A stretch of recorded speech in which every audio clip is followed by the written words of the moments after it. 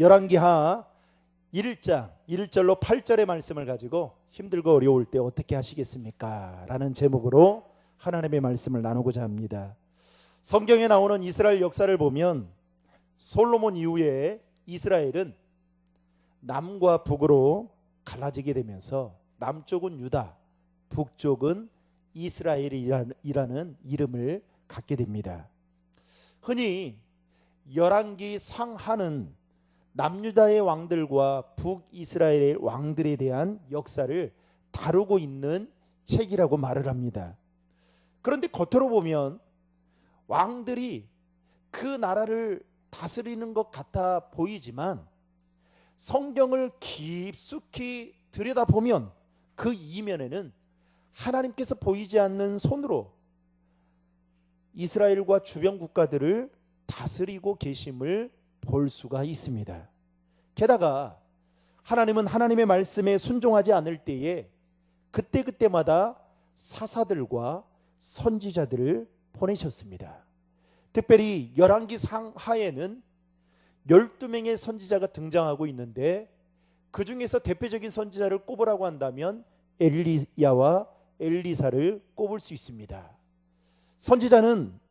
선지자의 역할은 하나님의 말씀을 대변해서 전달하는 자들이었습니다.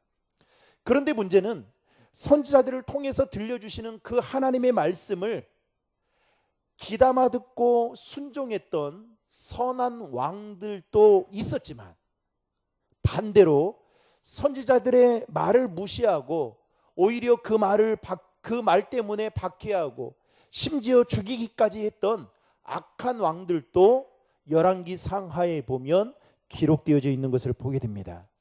오늘 본문은 엘리야 선지자와 북이스라엘의 8번째 왕이었던 아하시야 왕에 대한 이야기가 기록되어 있습니다.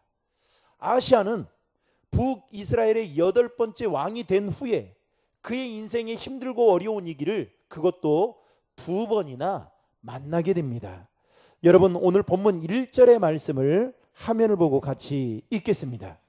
아합이 죽은 후에 모압이 이스라엘을 배반하였더라. 아멘. 열왕기하 3장을 보면 아하시야의 아버지 아합 왕 때, 여러분 아합 알죠?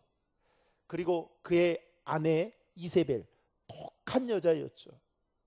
그야말로 상징적인 악한 왕으로 상징적인 왕을 꼽으라고 한다면 아합을 꼽습니다. 그런데 아하시야의 아버지가 아합 왕이었는데 그 아합 왕 때의 모압은 이스라엘과 군신관계 조약을 맺은 상태였습니다. 그런데 그러다 보니까 이 모압은 매년 새끼 양털 10만 마리의 털, 그리고 순양의 10만 마리의 털을 매년 이스라엘에게 조공으로 바쳐야만 했습니다.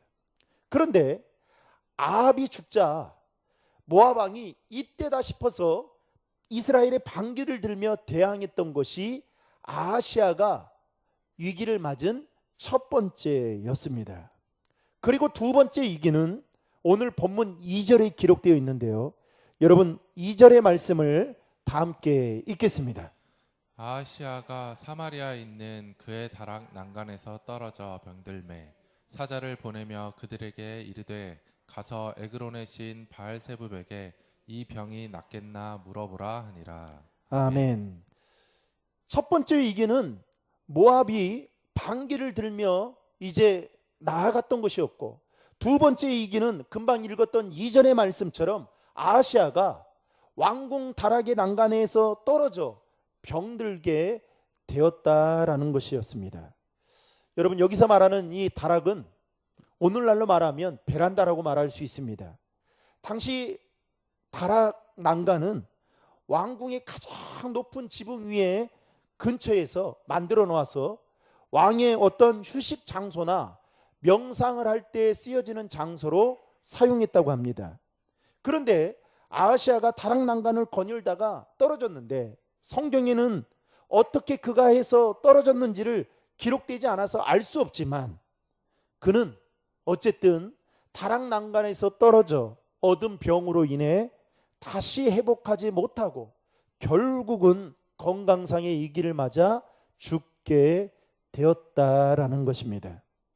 이와 같이 아하시아는 자신의 인생에 힘들고 어려운 위기를 두 번이나 만났을 때 어떻게 행동했는지를 오늘 말씀을 통해 우리는 보면서 우리도 힘들고 어려운 일을 만나게 될 때에 어떻게 해야 되는지 다시 한번 생각해보는 귀한 시간이 되기를 바랍니다. 첫째, 아하시아는 힘들고 어려울 때에 하나님이 아닌 다른 신을 찾았다라는 겁니다. 따라하겠습니다.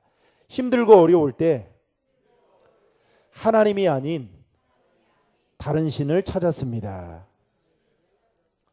다락난간에서 떨어져 중상을 입은 아하시아는 자신의 병이 나을지의 그 여부를 묻기 위해서 오늘 본문 2절을 보시면 에그론의 신 바알세붑에게 사자들을 보냈습니다.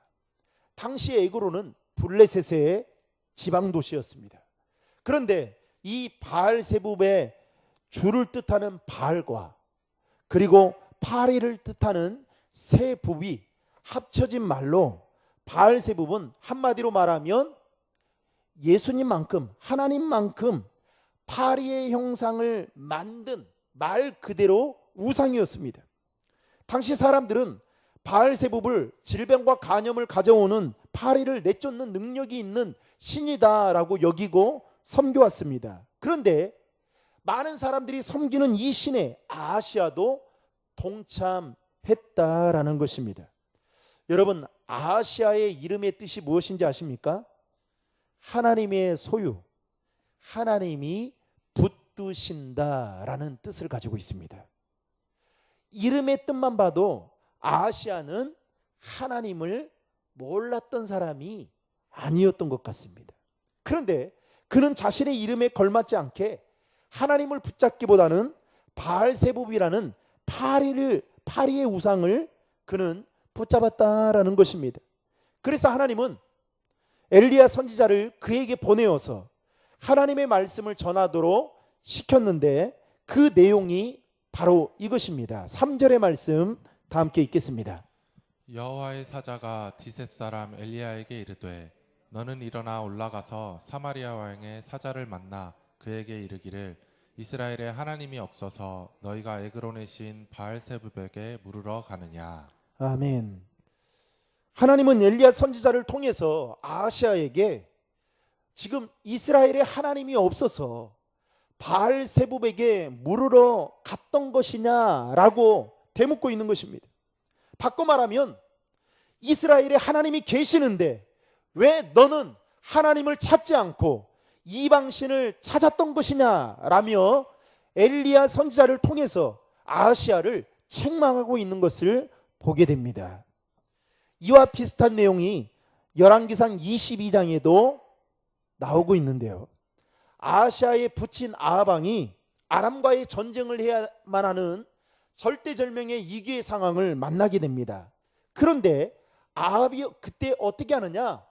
하나님께 묻지 않고 당시의 남유다의 왕이었던 여호사밧 왕에게 찾아가서 도움을 달라고 요청을 하게 됩니다. 이때 여호사밧이 아합에게 어떤 말을 하느냐? 여러분 열왕기상 22장 5절의 말씀 다 함께 읽겠습니다. 여호사밧이 또 이스라엘의 왕에게 이르되 청하건대 먼저 여호와의 말씀이 어떠하신지 물어보소서. 아멘. 여호사밧이 먼저 하나님께 뭐라고 말씀하시는지 물어보자라고 아합 왕에게 말을 건넵니다. 그런데 아합이 어떻게 합니까? 하나님께 묻지 않고 그 전쟁에 참여하게 되는 결과 그는 그 전쟁터에서 죽고 말았습니다.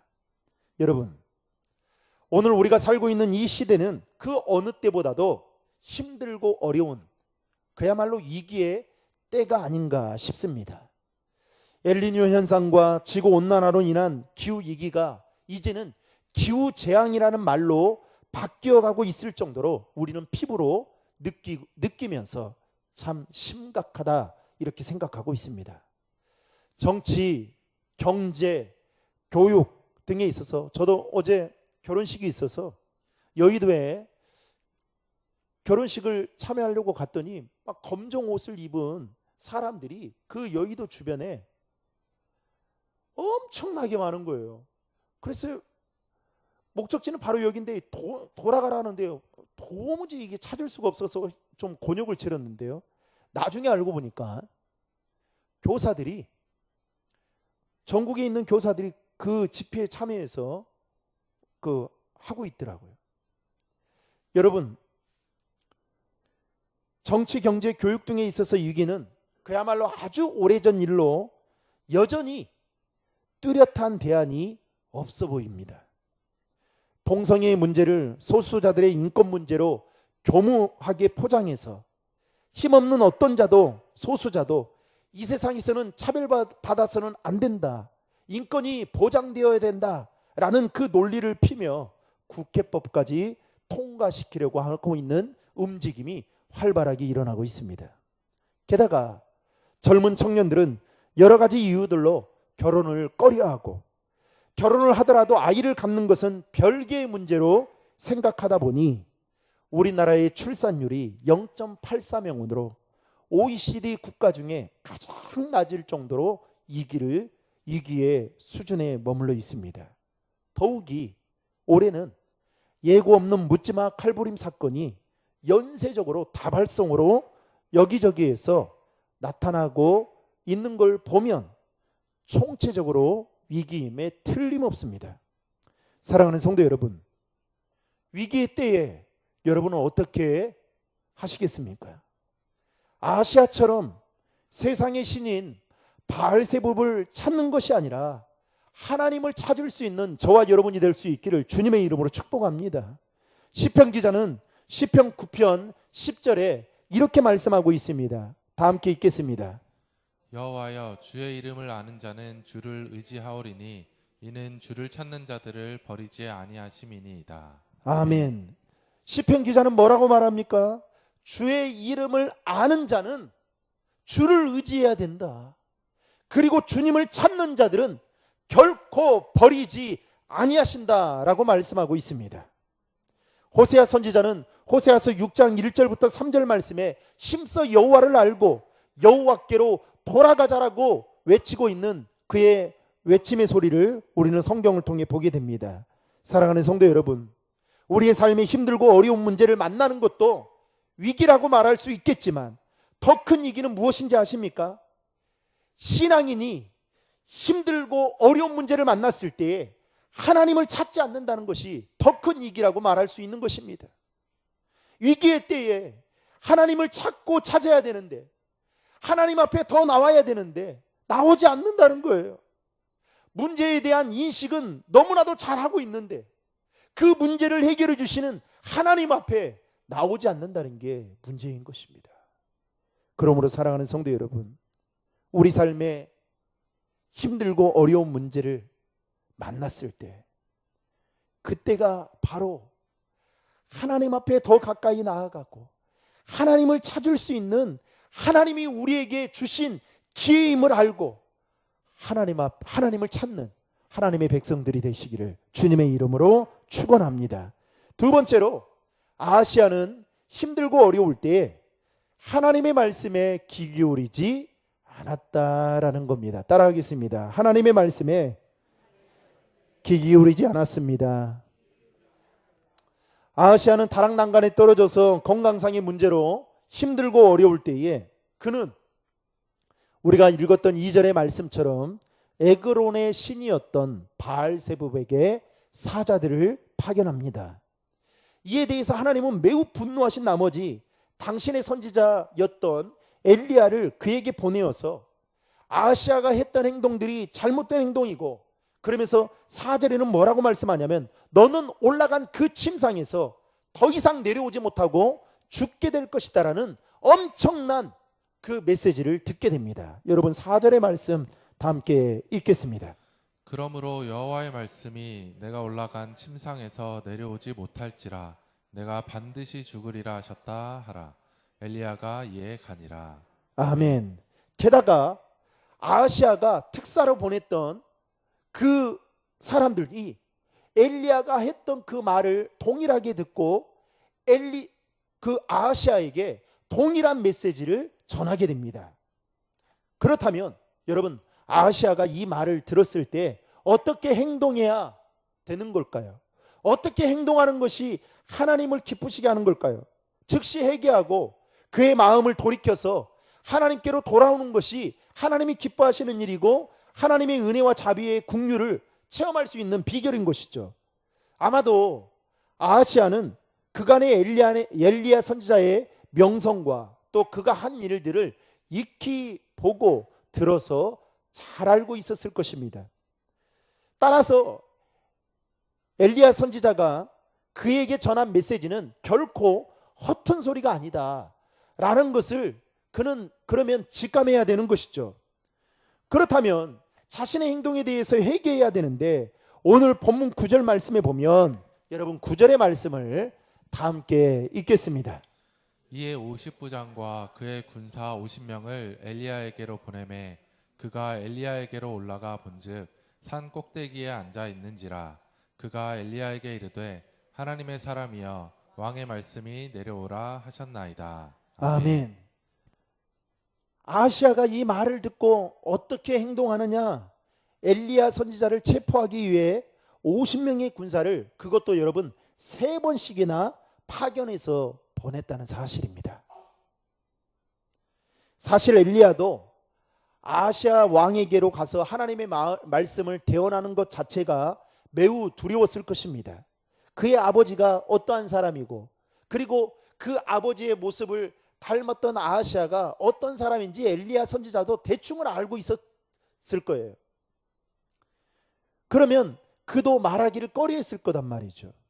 그래서 여러분 15절 말씀에 보면 하나님의 사자가 엘리야에게 뭐라고 말씀하냐면, 너는 저를 두려워하지 말고, 그 다음 뭐라고 말합니까? 함께 내려가라. 얼마나 엘리야 선지자도 아하시아에 대한 그 소식과 그리고 좋지 않은 그런 모습들을 보면서 얼마나 두려웠던지 하나님의 사자가 그에게 두려워하지 말라고 이루하고 있는 것을 보게 됩니다. 어쨌든 엘리야는 하나님의 말씀에 순종함으로 그에게 말씀을 전했습니다. 뿐만 아니라 하나님은 엘리야에게 아하시아에 붙인 아합에게로 가서 가뭄이 있을 것이다라고 선포했던 그 말씀도 우리는 성경을 통해서 보면서 엘리야 선지자야말로 순종의 사람이었다라고 볼 수 있습니다. 이처럼 엘리야 선지자는 하나님의 말씀을 귀담아 듣고 순종했던 순종의 아이콘이었습니다. 그런데 반대로 아하시아는 하나님의 말씀을 무시하고 그 말씀을 듣지 않으려고 했고, 그리고 자신의 생각대로 나라를 통치하려고, 그 힘들고 어려운 문제를 해결하려고 했던 불순종의 아이콘이었습니다. 결국 엘리야를 잡으려는 그 시도는 하나님의 보호하심으로 말미암아 실패로 끝나고 말았습니다. 그리고 하나님의 예언의 말씀 그대로 아하시아는 결국 죽고 말게 됐는데요.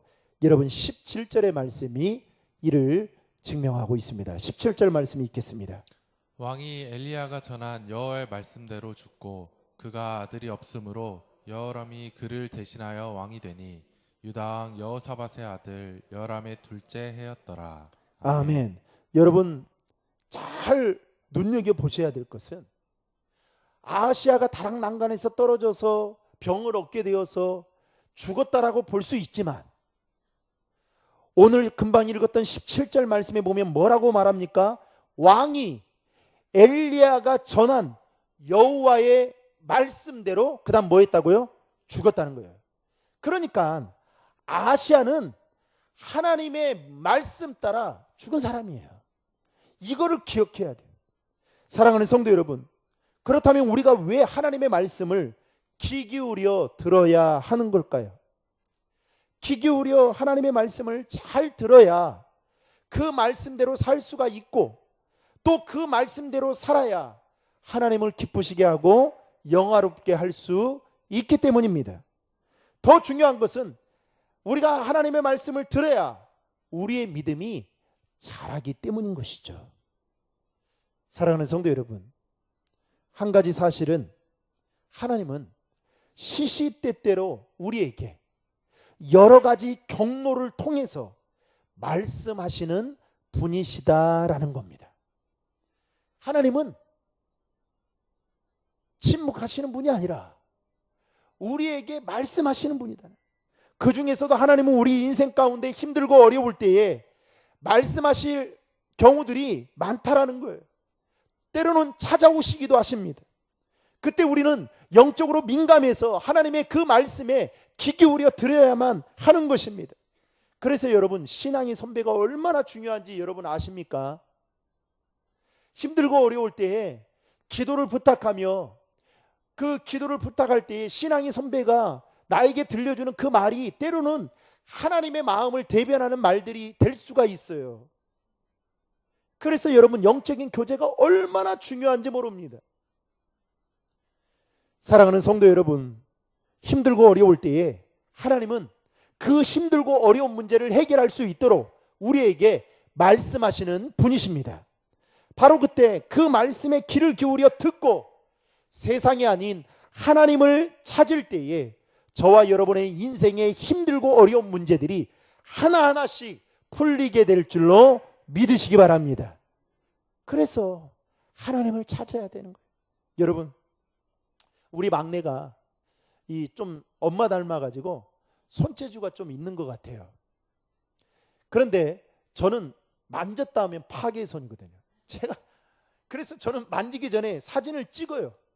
먼저 사진을 찍고 나서 그리고 나서, 그런데 이제 하나씩 뭐 하나 하려면 이제 뭐 예를 들면 저희 집에 형광등을 새로 다 바꿔보고 싶다. 그러면 유튜브로요. 요즘에는 유튜브가 얼마나 잘 나왔어요. 그거를 10번 이상을 보고 이제 바꿨습니다. 이제 조금씩 이제 눈에 띄게 됐는데, 여전히 집사람을 따라가려면 저는 세 발의 피해요. 그런데 우리 막내 아이가 그걸 좀 닮아서 그런지 이 퍼즐, 이게 조립하는 거를 좀 제가 볼 때에는 잘 하는 것 같아요. 제법 하는 것 같아요. 제가 봐도 잘 모르겠는데, 그런데 요즘 나오는 여러분 장난감들이 다 어디서 공수해서 오는 겁니까? 중국에서 오는데 설명서가 다 뭐로 돼 있어요? 중국어로 돼 있어요. 도대체 봐도 모르겠습니다, 저는. 근데 우리 아이는 막 하는 거예요. 그런데 우리 아이가 이번 주에 뭘 이렇게 어떤 집사님이 하나 뭐 선물을 사줘가지고 이 준 거를 가지고 막 하는데 뭐가 이게 안 되는가 봐요. 막 안 되는가 봐요. 그냥 안 되니까 막 혼자 답답해가지고 막 울기 일보 직전까지 오게 된 겁니다. 그래서 내가 옆에서 앉으면서, 야, 천천히 해. 천천히 하면 다 돼. 그랬더니 막 안 되는가 봐요. 그래서 줘봐라. 그래서 봤더니 눈여겨봐야 되겠더라고요. 자세히 봤더니 이게 딱, 좀 죄송합니다, 제 쉽게 표현은 아다리가 맞는 딱 구간이 있는 거예요. 거기를 딱 꽂아 넣으면 될 텐데 막 힘으로 집어넣으려고 하니까 이 플러스 마이너스가 이게 맞아야 들어가듯이 되는데 이거를 모르고 막 이렇게 하는 거예요. 그래서 기다려봐라 해가지고 딱 했더니 딱 된 거예요. 제 체면을 살렸죠. 그래서 아이를 줬습니다. 그랬더니 또 막 손대다가 그게 또 떨어지는 거예요. 그리고 또 분명히 아빠는 했는데 이게 자기 하려고 하니까 안 되는 거예요. 잘 눈여겨봐라. 거기에 홈이 있다. 들어가는 게 있고. 했더니 되는 겁니다. 나중에는 되더라고요.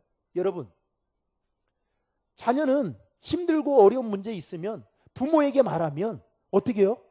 부모가 다 해결해 주잖아요. 문제는 뭡니까? 안 물어보는 거예요. 문제는 자기 힘으로 하려고 하는 거예요. 여러분, 하나님의 자녀인 우리가 여러분 인생이 힘들고 어려운 문제를 만나서 끙끙 앓고 있을 때에 여러분, 하나님이 야, 네 문제 네 스스로 해결해 봐라 이러겠습니까? 아니죠. 하나님 앞에 찾아와서 할 수 있음에도 불구하고 더 빨리 할 수 있는 하나님에게 찾아와서 하나님 도와주십시오.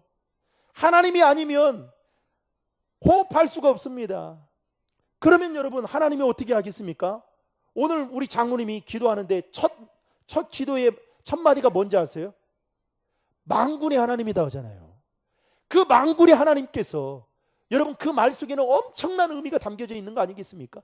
그 하나님께서 우리의 모든 것을 다 책임져 주지 않을까요? 사랑하는 성도 여러분,